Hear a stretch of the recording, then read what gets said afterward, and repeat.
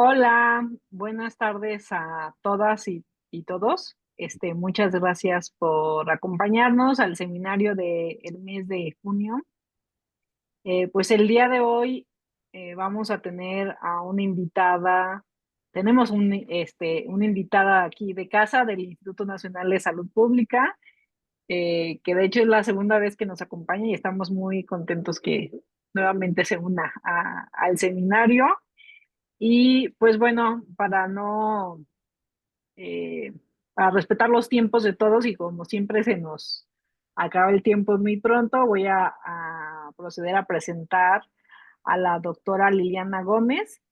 La doctora Liliana Gómez es investigadora por México del CECITI, que está trabajando en el Centro de Investigación en Salud Poblacional de aquí del Instituto Nacional de Salud Pública.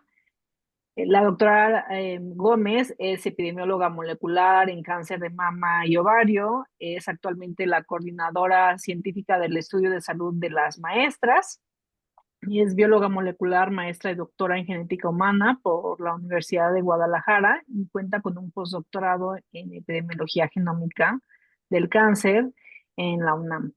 Y bueno, también es profesora también aquí en nuestra casa del Instituto Nacional de Salud Pública y pues le voy a dar la palabra a Liliana para que no nos coma el tiempo. Ya saben la dinámica para los que nos acompañan por primera vez. La doctora va a dar una presentación y al final de la presentación, la verdad, valoramos mucho todos sus comentarios y preguntas que quieran hacer y aprovechando aquí la expertise de nuestra ponente, pueden escribir sus comentarios aquí en la sección de abajo de donde dice Q y A y ahí vamos atendiendo sus preguntas. Pues muchísimas gracias, Liliana, por acompañarnos nuevamente en este seminario y te doy la palabra. Muchas gracias, Leti. Gracias por la invitación. Y efectivamente es la segunda vez, la primera vez, creo que fui la primera, inauguré el seminario y en esa ocasión presentábamos los avances que hemos tenido que tuvimos con la identificación y validación de casos de cáncer de mama, que fue un trabajo documental muy extenso y en esta ocasión pues queremos compartir con ustedes los resultados de una parte de los estudios que estamos haciendo respecto a carbohidratos y riesgo de cáncer de mama. Entonces voy a compartir mi presentación.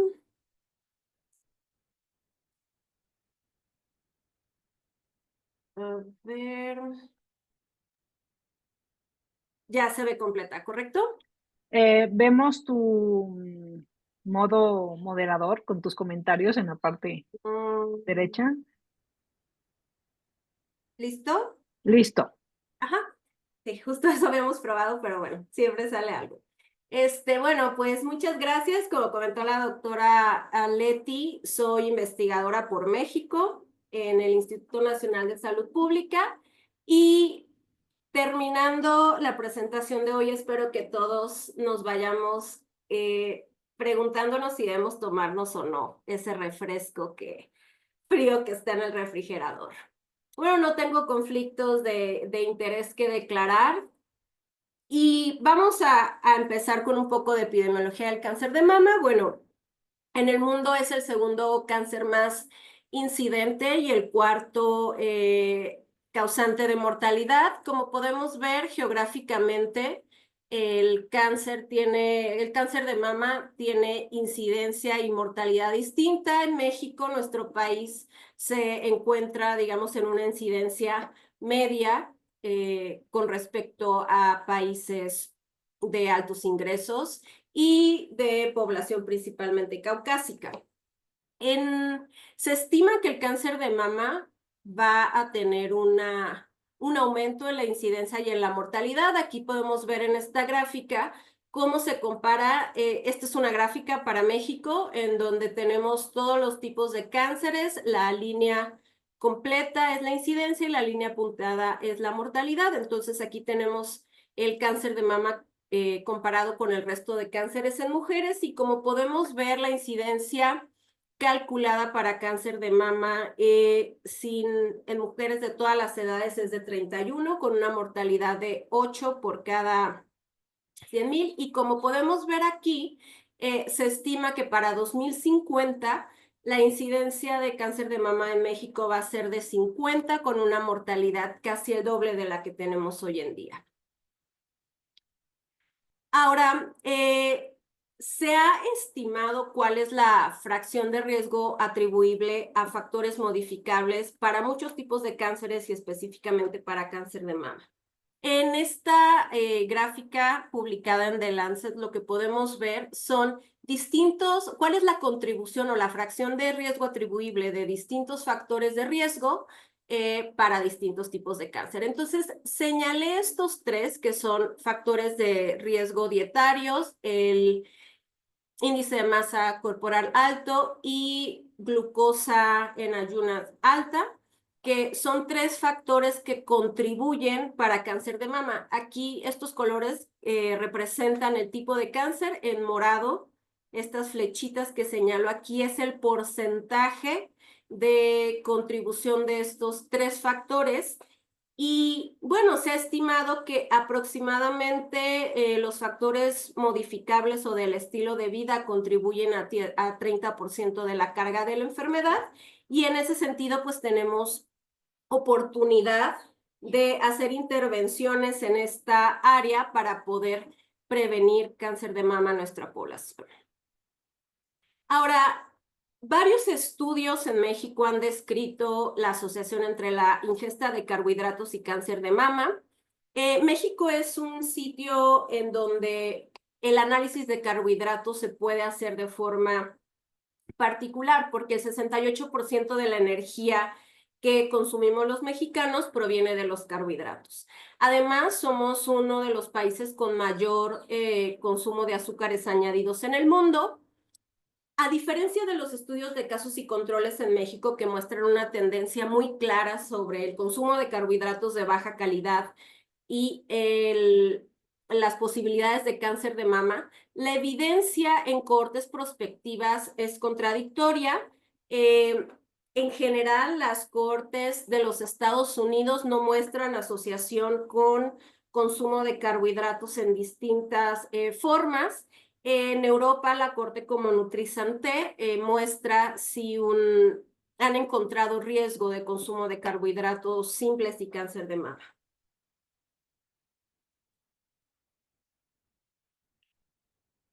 Ahora, para fines prácticos, digamos, voy a clasificar los carbohidratos en dos grandes grupos: aquellos que están disponibles o que para la digestión y de los cuales podemos obtener energía los humanos, y aquellos de las cuales no podemos obtener energía. Entonces, básicamente tenemos dos grupos: los azúcares y las fibras.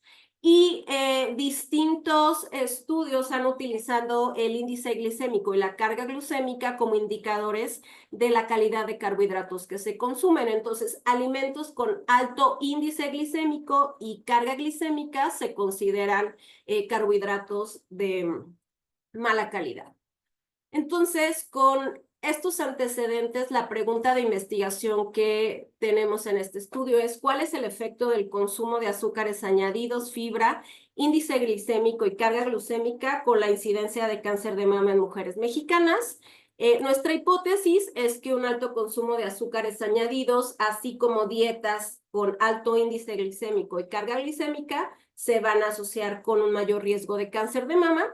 Por otro lado, nuestra hipótesis respecto a la fibra es que un mayor consumo o un consumo de acuerdo a las recomendaciones se asocia con un menor riesgo de cáncer de mama. En este sentido, el objetivo de mi presentación es evaluar el efecto del consumo de azúcares añadidos, fibra, índice glicémico y carga glicémica con la incidencia de cáncer de mama en un estudio prospectivo de mujeres mexicanas pre- y posmenopáusicas. La población que nosotros estudiamos es el estudio de salud de las maestras. El estudio de salud de las maestras es una cohorte prospectiva que tiene ya 19 años de seguimiento activo. en donde participantes de la carrera magisterial fueron invitadas para contestar un cuestionario basal en 12 estados de la República culturalmente diversos, que son estos que pueden ustedes ver marcados en rosa. La edad de las participantes fue mayor de 25 años y la tasa de respuesta que hemos tenido de las maestras activas en 3 ciclos de seguimiento es mayor al 95%. Cuando el estudio inició las características de las maestras, bueno, empezamos con 115,275 participantes, con una mediana de edad de 43 años. El 8% de las participantes son hablantes de una lengua indígena. El 24% de las maestras enseñan en una escuela rural. Al momento del inicio del estudio, el 70% eran mujeres premenopáusicas.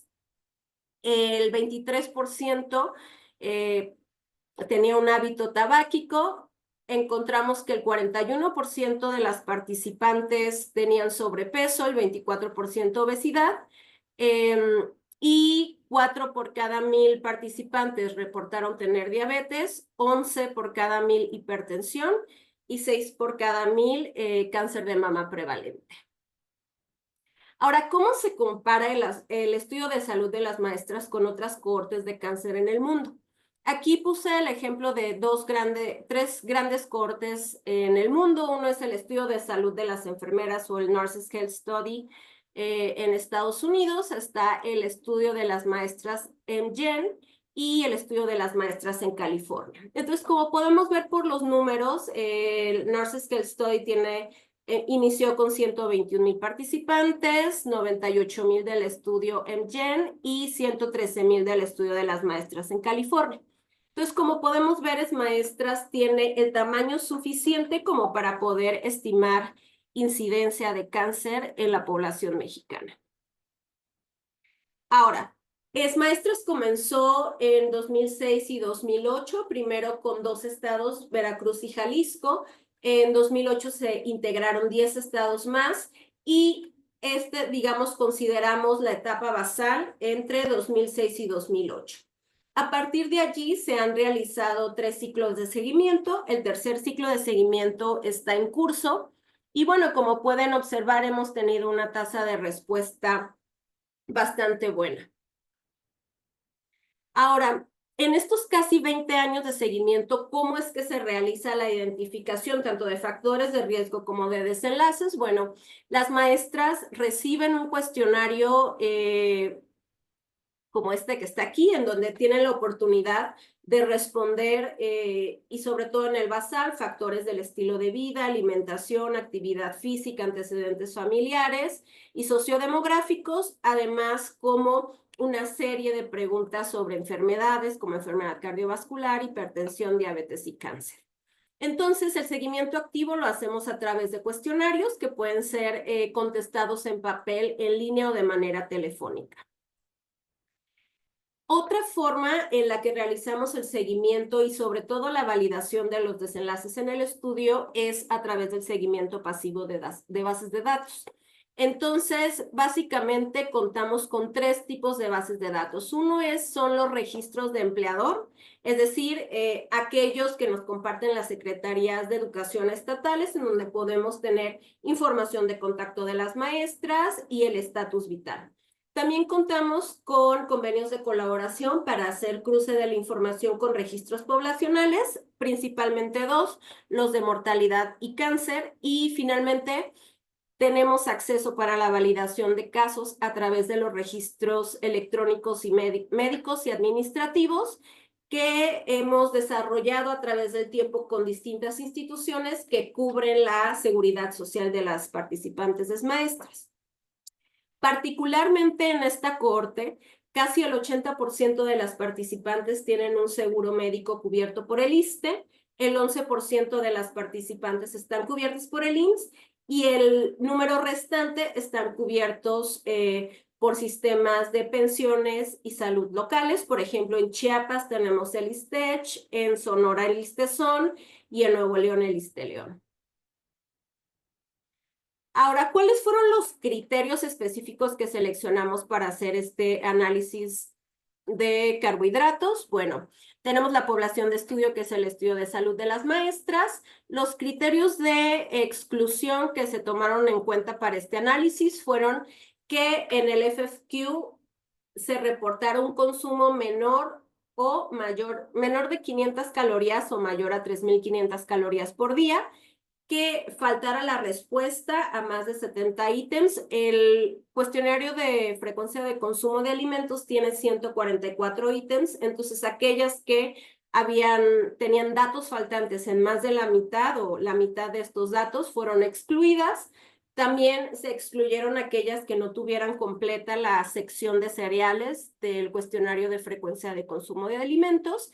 Se excluyeron también todos los cánceres prevalentes de mama y los casos prevalentes de diabetes mellitus. Entonces, por criterios de la información dietética, se excluyeron 19.850 participantes para el análisis. Por historia personal o cáncer de mama prevalente, se excluyeron 730 casos, y por diagnóstico de diabetes prevalente se excluyeron 4.816.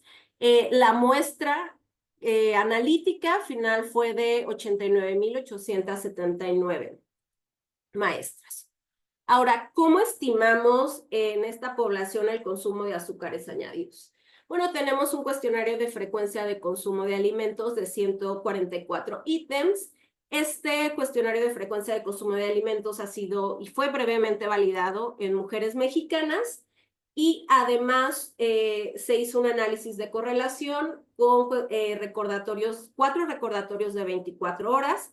La correlación entre el cuestionario de frecuencia de consumo de alimentos y los recordatorios es de 0.57 para consumo de carbohidratos, 0.32 para proteína y 0.63 para grasa total.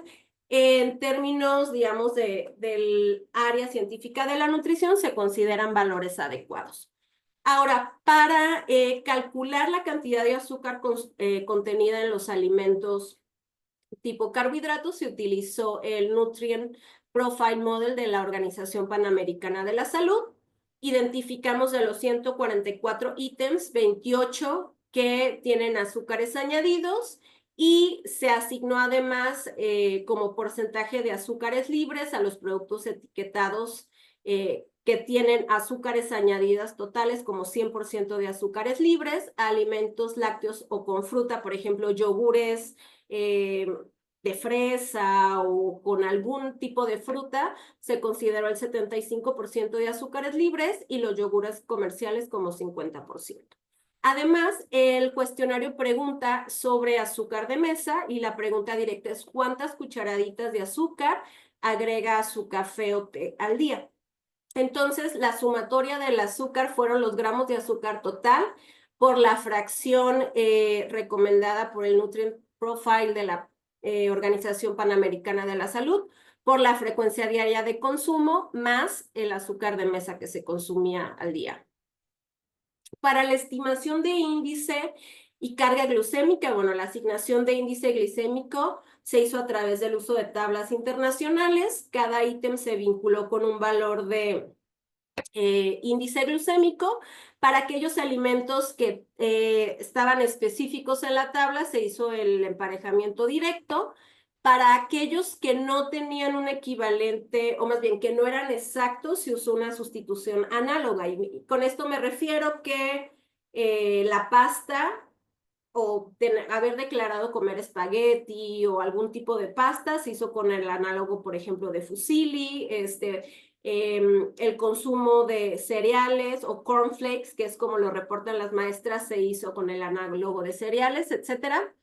Y cuando no había datos específicos, sobre todo para alimentos que son muy particulares a la población mexicana, se hizo un promedio. Ahora, para el cálculo de la carga glicémica, entonces, el índice glicémico nos dice cuánto aumenta la glicemia, el alimento, y la carga glucémica ya involucra la cantidad de ese alimento que se está consumiendo. Entonces, la carga glicémica va a tomar el valor del índice glicémico lo va a dividir entre 100 y lo va a multiplicar por los gramos de carbohidratos que fueron consumidos o por la porción. Entonces, para la selección de las variables, para las covariables, perdón, se hizo a través de DAX. Entonces, lo que podemos observar aquí es que las variables socioeconómicas, demográficas, del estilo de vida, se consideran confusoras. En el área de la nutrición se ha discutido mucho sobre si es mejor ajustar por energía total o por nutrientes. En nuestro caso ajustamos por otros nutrientes. Entonces, las variables de ajuste que se usaron para este estudio fueron el nivel socioeconómico medido por 7 bienes del hogar, nivel educativo y ser hablante de una lengua indígena, edad de la menarquia, del primer nacimiento, el número de hijos y la lactancia, historia familiar de cáncer de mama y enfermedad benigna de la mama y tabaquismo. Además, se integró la actividad física en minutos por semana. Y como les decía, en lugar de ajustar por energía, nosotros ajustamos por consumo de alimentos, entonces, de grupos de alimento. Entonces se ajustó por carbohidratos sin incluir azúcares añadidos, por consumo de fibra, grasas, proteína y alcohol. Y pues los cálculos fueron basados en tablas complementarias para datos mexicanos. Ahora, para el análisis estadístico, primero el seguimiento se determinó como el tiempo persona desde la fecha del cuestionario basal hasta diagnóstico de cáncer de mama, la muerte o el 31 de diciembre de 2019, que es nuestro corte administrativo. Utilizamos modelos de Cox ajustados por confusores. La evaluación, para evaluar si existe una dosis respuesta, utilizamos splines cúbicos. Clasificamos la ingesta de azúcares añadidos de acuerdo a las recomendaciones de Eat Lancet, como referencia menos de 31 gramos por día, y además las categorías de 31 a 60 y 61 a 90 y más de 91 gramos por día. Para el análisis de carga glicémica e índice glucémico, usamos quintiles, y para la clasificación de fibra, aquí tengo un error, se usó la recomendación de la Organización Mundial de la Salud como referencia a 25 gramos al día y aumentando gramos por cada categoría. Algo también particular que hicimos en este estudio es que el seguimiento para el cáncer de mama premenopáusico incluyó el cese de seguimiento al inicio de la menopausia. Entonces, todas aquellas mujeres que iniciaron como premenopáusicas fueron seguidas hasta estas 3, digamos, cortes administrativos o la menopausia. Y para el cáncer de mama postmenopáusico, iniciamos el seguimiento solo en aquellas mujeres que ya eran postmenopáusicas al inicio del estudio. Algunos análisis secundarios que hicimos fue evaluar también el efecto de fuentes principales de azúcares como refrescos, otras bebidas azucaradas, pasteles y confitería. Para el manejo de datos faltantes, hicimos una imputación a la mediana en aquellos datos faltantes continuos que tenían menos de 10% de datos faltantes, en este caso la edad de la menarca, actividad física, consumo de alcohol, talla, número de partos. Imputamos como desconocido aquellos que tenían más de 10% de valores faltantes, y las variables que imputamos como desconocido fue nivel educativo, menopausia y tabaquismo. Y para los missings de hablar alguna lengua indígena se imputó como no. El 0.8% de los datos tenían este dato missings, y todos los análisis se realizaron en el software SAS. Ahora, para la validación del desenlace, o en este caso cáncer de mama, en resumen, identificamos después de 11 años de seguimiento 1,313 casos validados. Estos casos fueron validados a través de bases de datos y registros administrativos, así como a través del autorreporte. Esta tabla resume cuáles son las fuentes de validación que utilizamos. Para el caso de las participantes que están cubiertas por servicio médico del IMSS, utilizamos las pensiones e incapacidades temporales.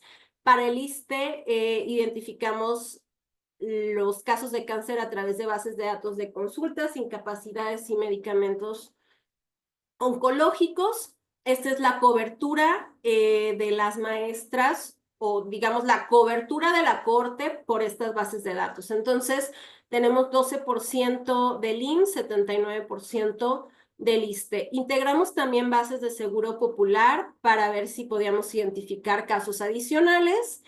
Como les mencionaba, vinculamos los registros con servicios de atención médica local como el ISSSTECALI y el ISSSTECH y estos tienen una cobertura juntos del 5%.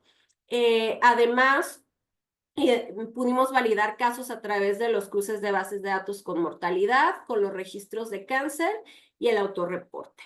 La incidencia que nosotros identificamos de cáncer de mama para el estudio es de 77 por cada 100,000.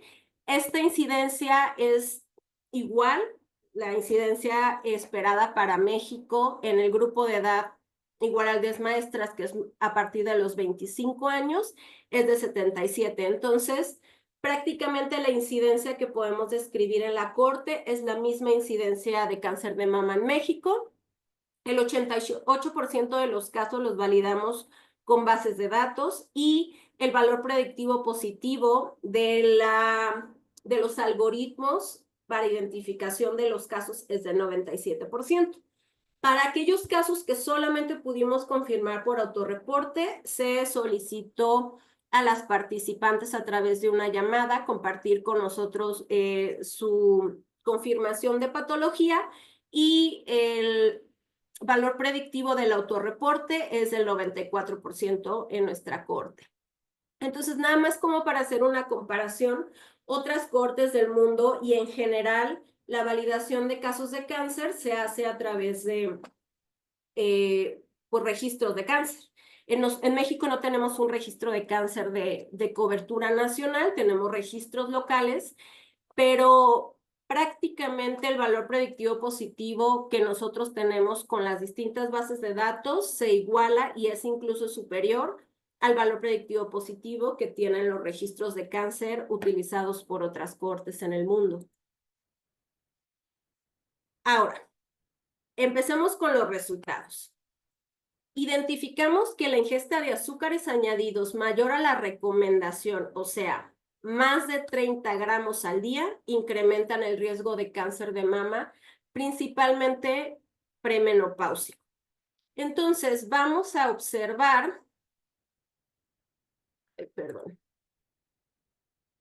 Aquí tenemos el análisis general o total, no estratificado por menopausia, y podemos ver que los valores coinciden con un valor nulo, no se observa un efecto. Sin embargo, cuando estratificamos por estatus de menopausia, podemos observar que en las mujeres premenopáusicas, a partir de un consumo de 31 gramos al día, observamos un efecto pues significativo en alrededor del 44-47%, aumenta el riesgo de cáncer por el consumo a partir de 30 gramos al día. En las mujeres postmenopáusicas no observamos este efecto. Quisiera que me acompañaran a ver los splines. Esto, digamos, es una descripción gráfica de la estimación de riesgo. Entonces, como podemos observar, la curva tiene, o el riesgo aumenta de forma considerable en las mujeres premenopáusicas a partir, pues sí, de los 30 gramos y después se mantiene estable. Para los casos de mama postmenopáusicos podemos ver que la curva no tiene un aumento tan importante y que los intervalos de confianza pues cruzan el 1. Entonces, no vemos valores significativos para las mujeres postmenopáusicas, pero me gustaría regresar a que el riesgo en mujeres premenopáusicas parece ser bastante alto. Ahora, lo siguiente que hicimos como un análisis secundario es identificar cuáles son los alimentos que contribuyen principalmente al consumo de azúcares añadidos.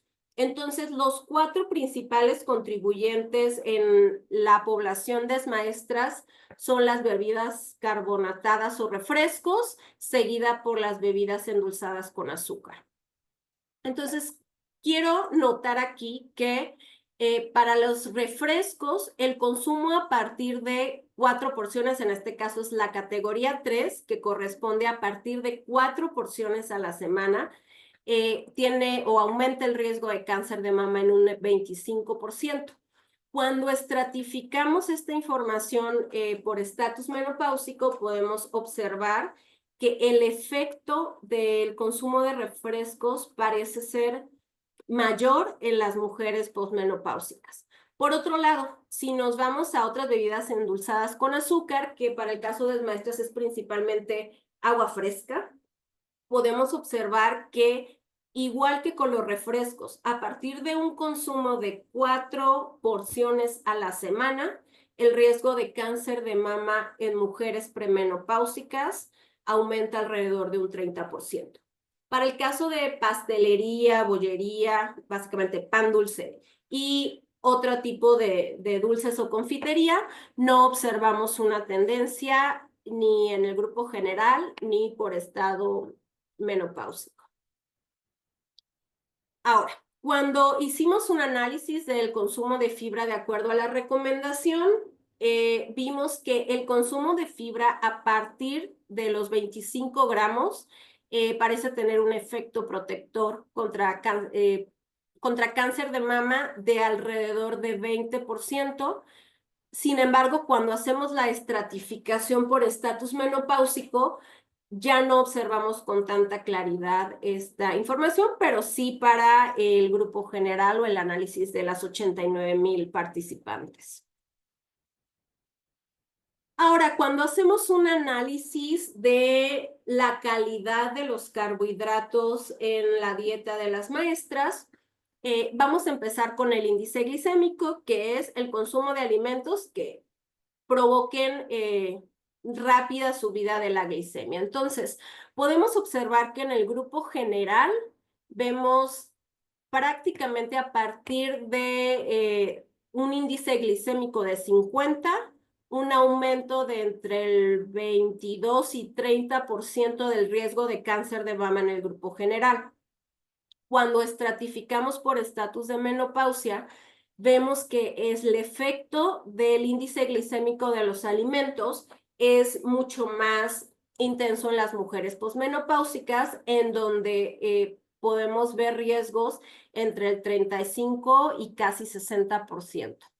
Ahora, cuando hacemos un análisis de la contribución de la carga glicémica, podemos ver que de manera general, a partir de 129 en carga glucémica vemos un aumento en el riesgo. Sin embargo, este aumento parece no ser lineal. Cuando estratificamos por estatus menopáusico, vemos que solamente para el quintil más alto se ve un efecto en las mujeres premenopáusicas. Entonces, si nos acercamos un poco a la gráfica, estas dos gráficas de splines son para los valores totales. Entonces, podemos ver que el índice glicémico parece tener un aumento lineal alrededor de hasta los 54 de índice glucémico y después se estabiliza. Para el caso de la carga glucémica, podemos ver que se comporta diferente y no es lineal, sino que hay un aumento alrededor de 100, entonces en la carga glicémica total, y después pues parece bajar y se estabiliza, que es muy parecido a lo que observamos aquí. Sube, luego baja y vuelve a subir, y a partir de, digamos, más, vemos que hay una estabilización del riesgo. Los principales contribuyentes a la carga glucémica en la dieta de las maestras son 5. Las tortillas, que contribuyen a 10% de esta carga, aguas frescas al 5%, arroz 4.3%, los refrescos con 4% y los plátanos y pan también con alrededor de 4%. Ahora, ¿cómo existe explicación para los datos que estamos encontrando? Por supuesto, hay mucha evidencia epidemiológica en México, principalmente desarrollado por el grupo de la doctora Gabriela Torres. No solamente aporta evidencia epidemiológica, pero también mecanismos moleculares y genéticos que pueden explicar esta relación. Entonces, en general y en el mundo se atribuyen, digamos, 3 principales mecanismos moleculares a través de los cuales el consumo de azúcar está ligado con la tumorigénesis de la mama. La primera es la insulina y el aumento de la secreción de IGF-1, que es un factor de crecimiento similar a la insulina, que se ha demostrado en estudios experimentales aumenta la proliferación de las células mamarias y disminuye la tasa de apoptosis. Otro de los mecanismos moleculares que explican esta asociación es la inflamación crónica y el estrés oxidativo. Se ha visto que un alto consumo de azúcares refinadas aumenta los niveles circulantes de citocinas proinflamatorias como IL-6, que son considerados, digamos, un ambiente de inflamación crónica, se considera un ambiente tumorigénico ideal. Además, el estrés oxidativo que ocurre dado el consumo de azúcares refinados aumenta el daño a DNA, que sabemos es el origen del cáncer. Entonces, también se han propuesto mecanismos como la adiposidad y la desregulación de muchas adiposinas y otras hormonas que causa el aumento de la adiposidad, principalmente a través del aumento de la leptina y también mediadores inflamatorios. Ahora, ¿cómo se parece la información de las maestras con la información de la población mexicana? ¿Qué tan generalizables son nuestros resultados? Bueno, podemos ver aquí una comparación con los datos de Ensanud, que sabemos tiene un muestreo a nivel nacional, y los datos de maestras. En términos de consumo de calorías, Ensanud reportó un consumo calórico de 1,778. En Esmaestras identificamos un consumo calórico de 1,817 calorías. En un cálculo promedio de los gramos de azúcares añadidos al día que se consumen, para el caso de Ensanud, se hizo una estimación de 52. En este estudio de maestras encontramos un consumo de promedio de 57 gramos al día. Ahora, ¿cuál es la prevalencia de ingesta de azúcares mayor a 10% de energía total? En el caso de Ensanud, 64%, en el caso de Esmaestras identificamos 61%. Y finalmente, ¿cuál es el porcentaje de energía que viene de azúcares añadidos? En Ensanud se muestra 12.2%, en Esmaestras 12.5%. Entonces, lo que podemos resumir con esta información es que los datos o la información que se ha generado en Esmaestras puede ser generalizable a mujeres mexicanas en términos de consumo de azúcares. Ahora, aquí en el instituto se ha trabajado desde hace muchos años y de manera muy importante, con logros también muy importantes respecto a las políticas públicas e intervenciones para reducir el consumo de azúcares añadidos. México fue uno de los países que más temprano implementó impuestos al consumo de bebidas azucaradas. La implementación de impuestos a estas bebidas ha demostrado alrededor del mundo tener un efecto en la disminución de consumo de bebidas azucaradas. Por otro lado,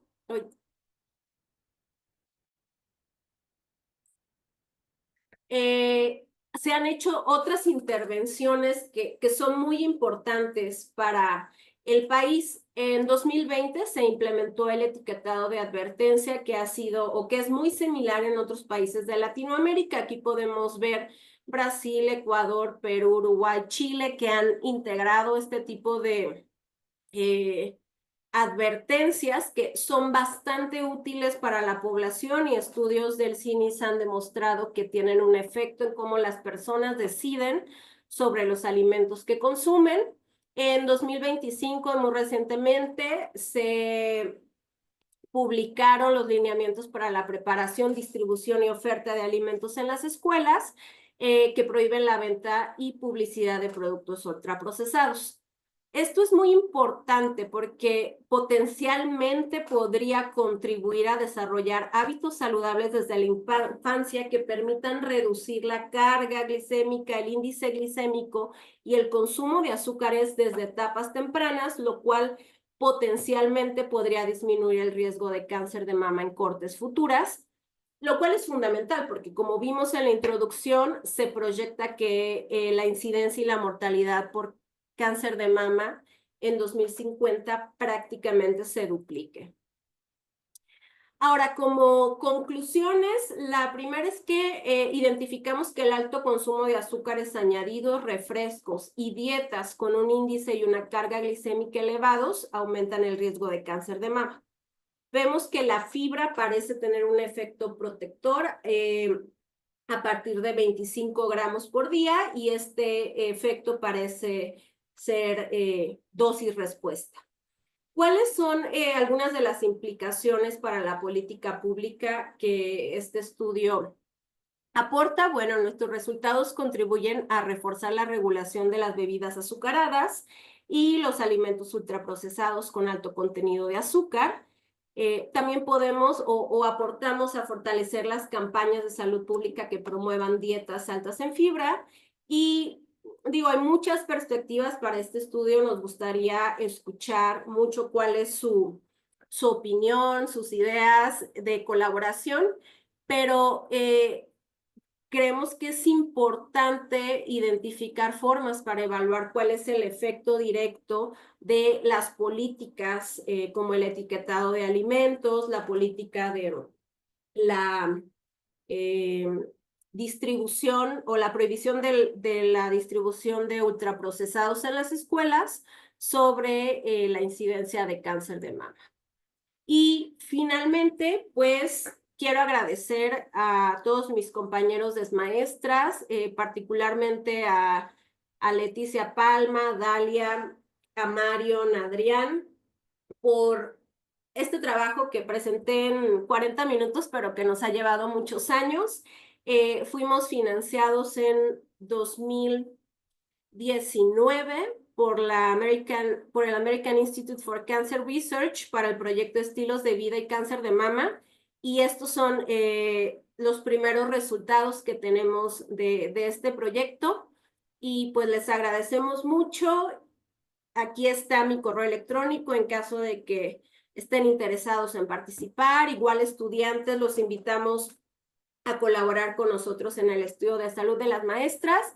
Y pues aquí les dejo una foto con más o menos el 95% del equipo de maestras.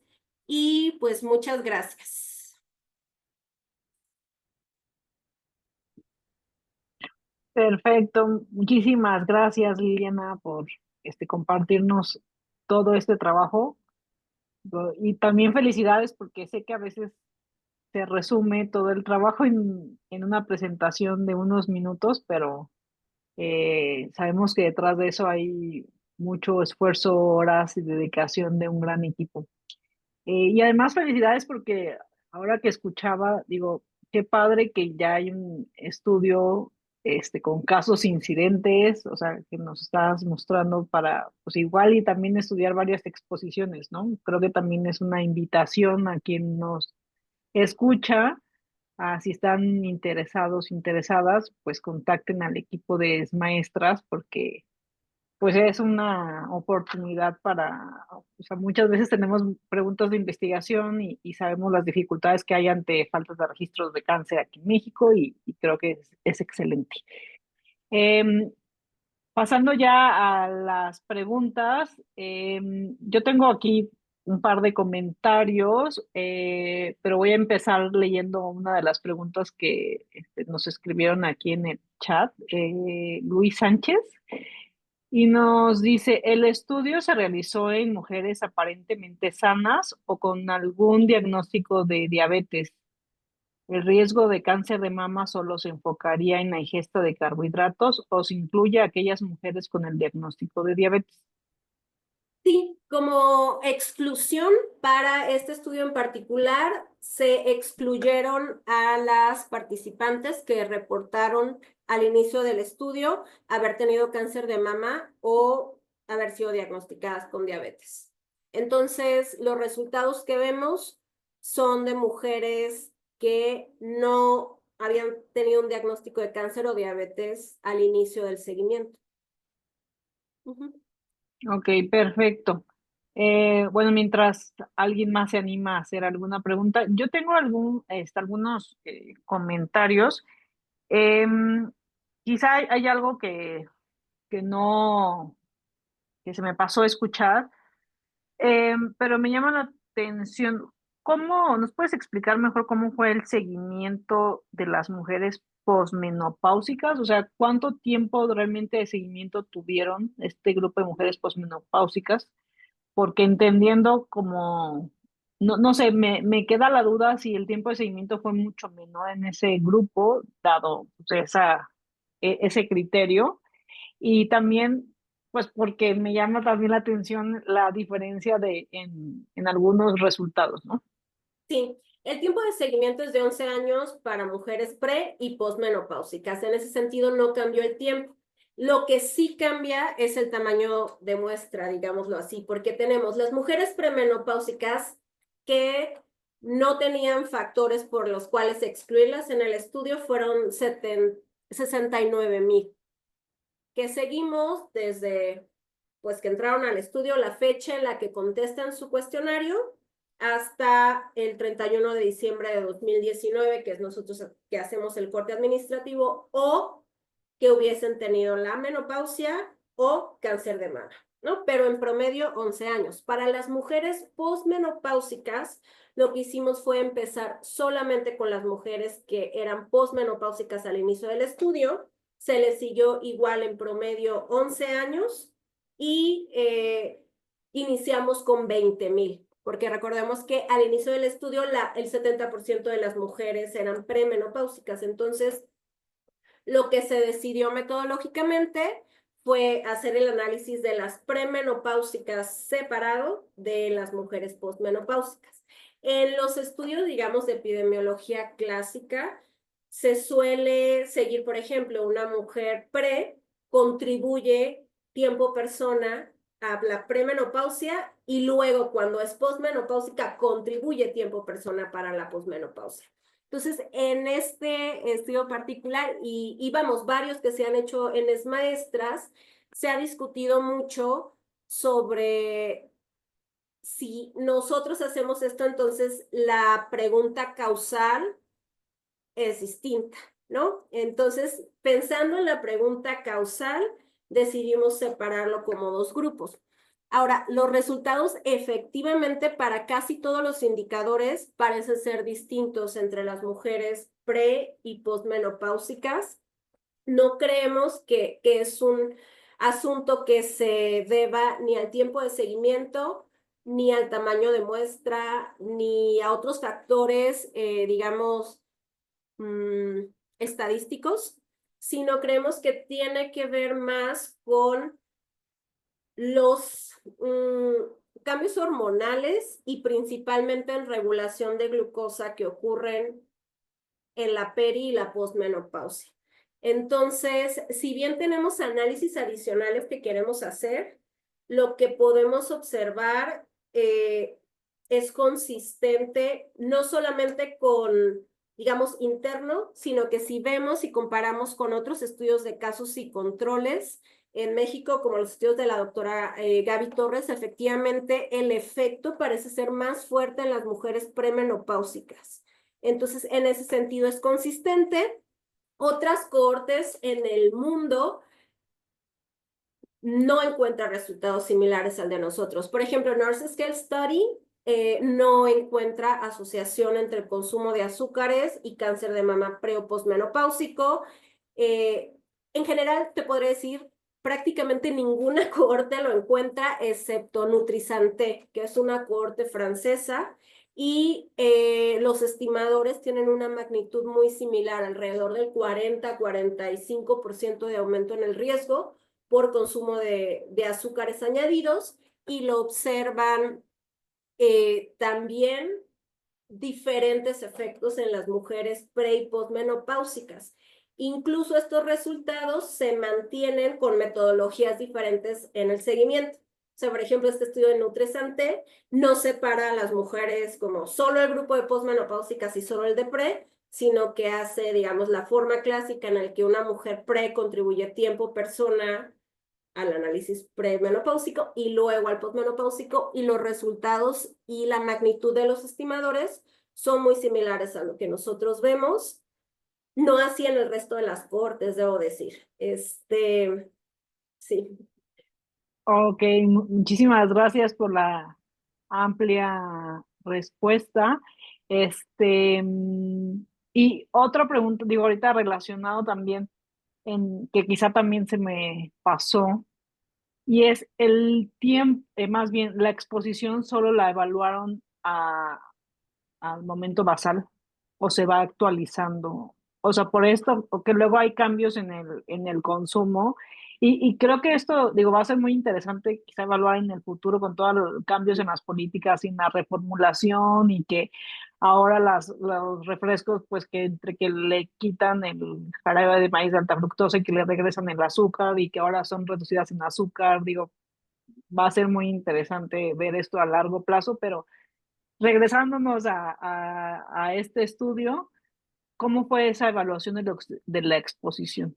Sí, la exposición se evalúa de las respuestas del cuestionario basal, es decir, al inicio del seguimiento entre 2006 y 2008, y esos son los valores que tenemos. Entonces, Pero hicieron alguna, no sé, ¿tienen alguna evaluación de qué tanto cambiaron el consumo? O sea, o se mantienen como en general constante, a lo no mejor en las otras sabemos. evaluaciones. No sabemos por qué el cuestionario de frecuencia de consumo de alimentos completo no se ha repetido en los cuestionarios de seguimiento. Entonces, Ah, definitivamente, eso es algo que debemos implementar para entender cuál es el cambio de tendencia en el consumo. No sabemos en este momento si es mayor o es menor de lo que se reportó ya hace casi 20 años. Entonces, definitivamente necesitamos incorporar un nuevo cuestionario de frecuencia de consumo de alimentos para identificar cuál es la tendencia actual.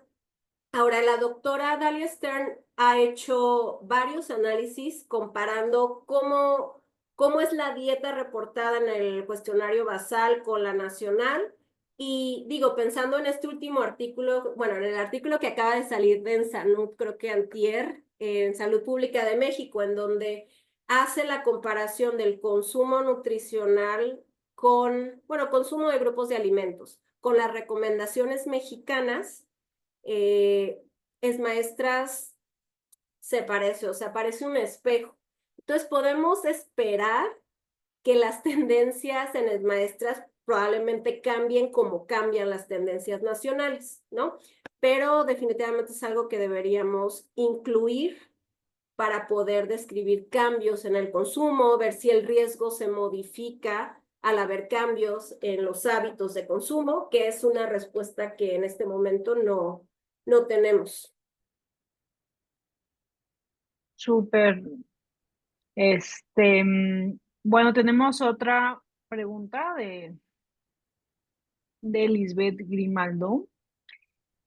Que, bueno, la pregunta es, ¿por qué el riesgo asociado al consumo de azúcar se incrementa cuando proviene en su mayoría de refrescos y otras bebidas azucaradas en cantidades elevadas, pero no cuando la misma cantidad de azúcar se ingiere mediante pan u otros productos de confitería? Podría deberse a que la matriz alimentaria, por ejemplo, la presencia de fibra, modifica la absorción y, por tanto, el efecto metabólico del azúcar.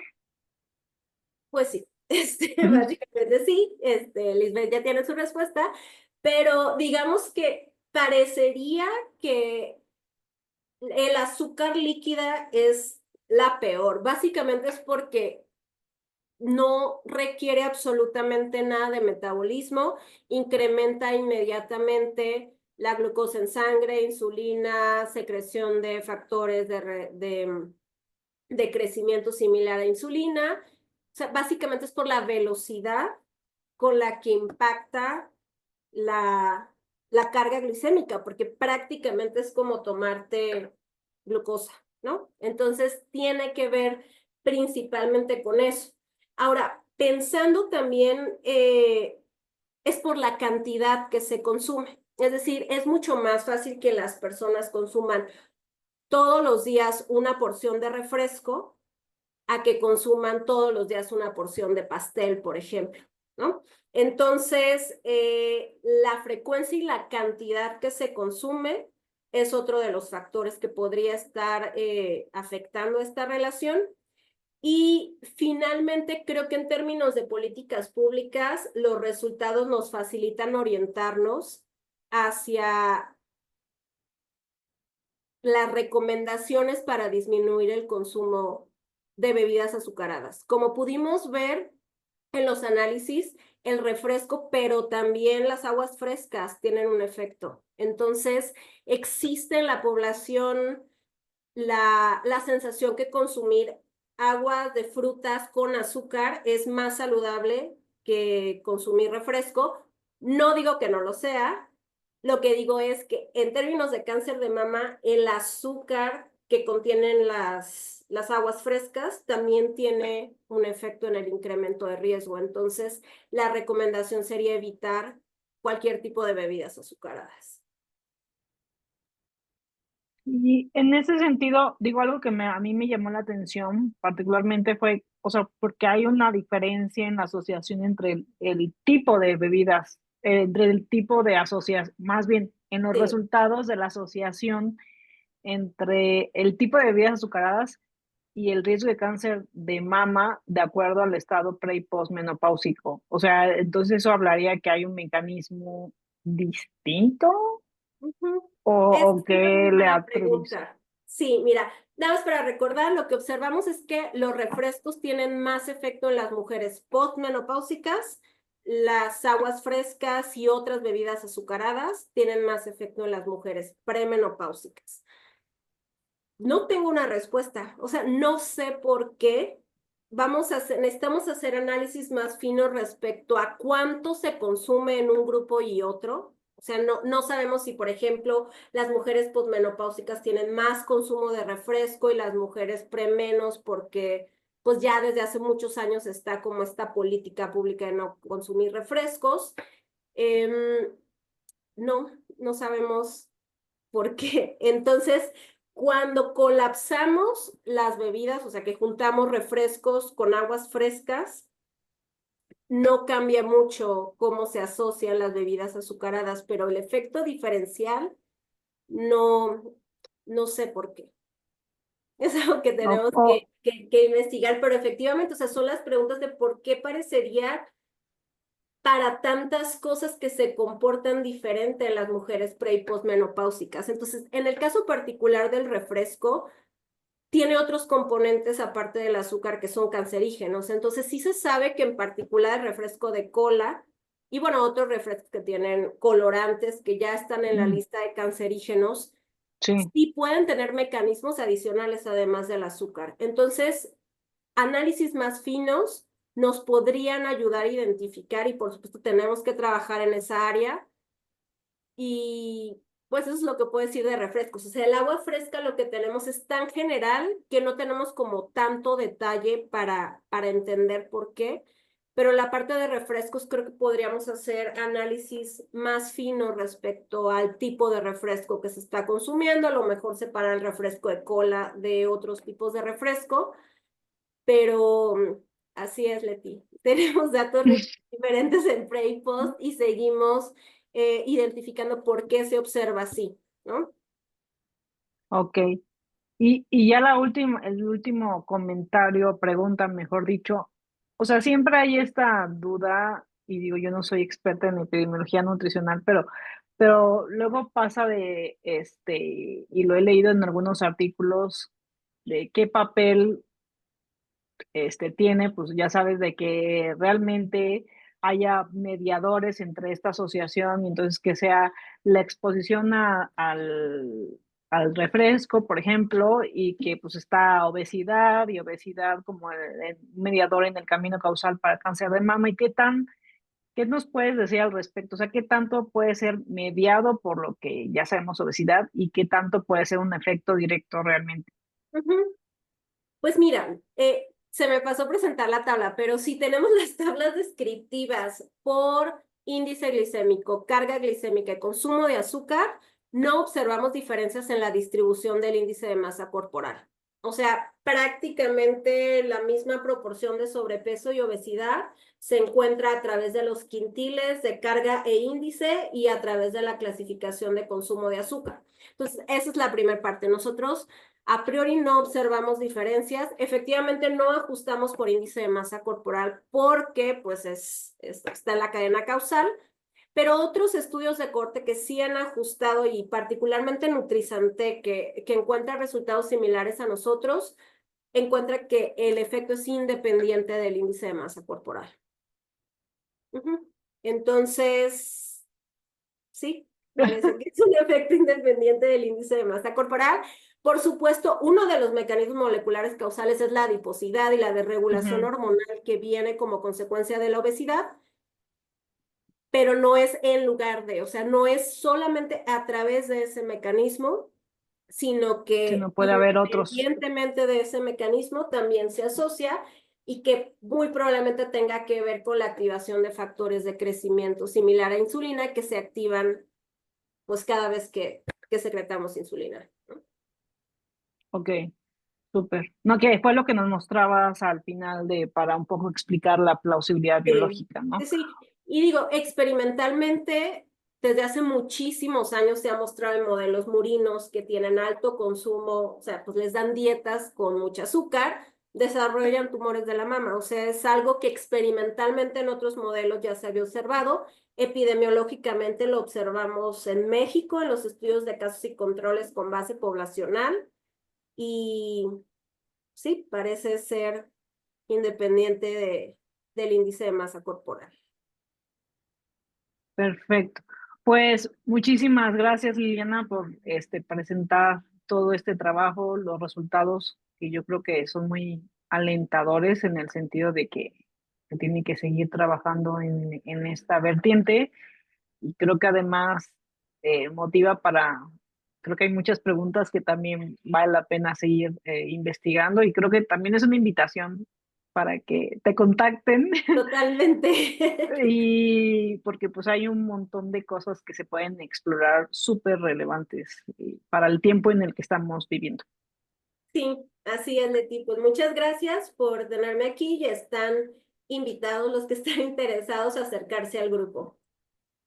Perfecto, pues muchísimas gracias y nos vemos el próximo 2 de julio en el Seminario Mensual de Cáncer. Bye. Bye.